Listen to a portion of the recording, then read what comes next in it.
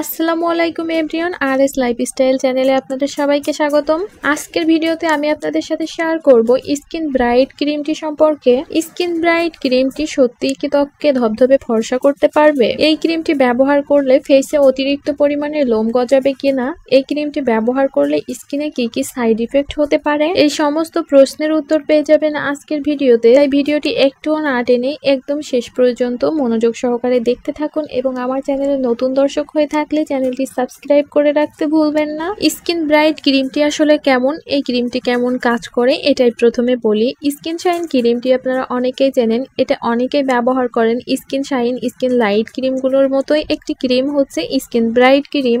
যারা এই ক্রিমটা ব্যবহার করে ধবধবে ফর্সা হতে চান বা জানতে চান এটা অনেক বেশি ফর্সা করবে কিনা, আসলে এই ক্রিমটি অনেক বেশি ক্ষতিকর একটি হোয়াইটেনিং ক্রিম। এই ধরনের ক্রিমগুলো কিন্তু স্কিন ফর্সা করার ক্ষেত্রে মোটেও ব্যবহার করা উচিত নয়।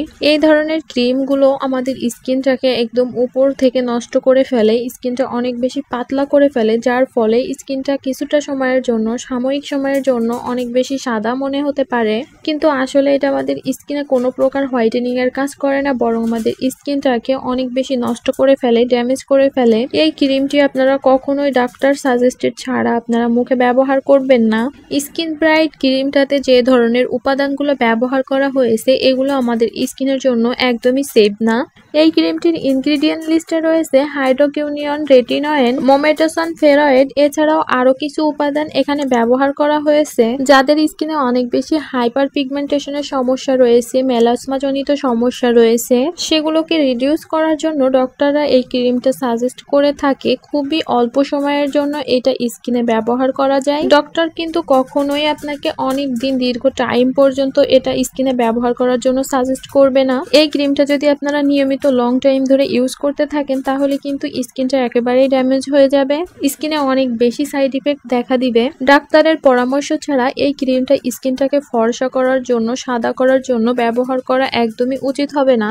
এই ক্রিমটা লং টাইম ধরে ইউজ করতে থাকলে ফেসটা একদম নষ্ট হয়ে যেতে পারে, স্কিনের চামড়া ঝুলে যাওয়ার মতো সমস্যা, অতিরিক্ত লোম গজানো, স্কিনে অনেক বেশি ব্রণজনিত সমস্যা দেখা দিতে পারে, অনেক বেশি দাগ ছোপ পড়ে যেতে পারে। তাছাড়া এই ক্রিমটা ব্যবহার করা বন্ধ করে দিলে কিন্তু স্কিনটা আগের তুলনায় অনেক বেশি কালো হয়ে যেতে পারে। এই ক্রিমটা আমাদের স্কিনের জন্য একদমই সেফ না। তাই এই ক্রিমটা যারা অনেক বেশি ফর্সা হওয়ার জন্য, হোয়াইট হওয়ার জন্য ব্যবহার করতে চাচ্ছেন তারা একদমই ব্যবহার করবেন না। যাদের স্কিনে অনেক বেশি মেলাসমা বা পিগমেন্টেশনের সমস্যা রয়েছে তারা ডাক্তারের পরামর্শ নিয়ে এই ক্রিমটি সামান্য কিছুদিনের জন্য স্কিনে ব্যবহার করতে পারেন। তাছাড়া কিন্তু এই ক্রিমটি আপনার স্কিনটাকে ফর্সা করার ক্ষেত্রে কাজ করবে না, উল্টো আপনার স্কিনটাকে পুরোপুরি ড্যামেজ করে ফেলতে পারে। তাই আমি বলবো এই ক্রিমটি কেউই ডাক্তারের পরামর্শ ছাড়া স্কিনে ব্যবহার করতে যাবেন না। এবং আজকের ভিডিওটি এই পর্যন্ত। ভিডিওটি ভালো লেগে থাকলে লাইক, কমেন্ট, শেয়ার করতে ভুলবেন না। আর চ্যানেলে নতুন দর্শক হয়ে থাকলে চ্যানেলটি সাবস্ক্রাইব করে অল নোটিফিকেশন অন করে রাখুন। সবাই সুস্থ থাকবেন, ভালো থাকবেন। আল্লাহ হাফেজ।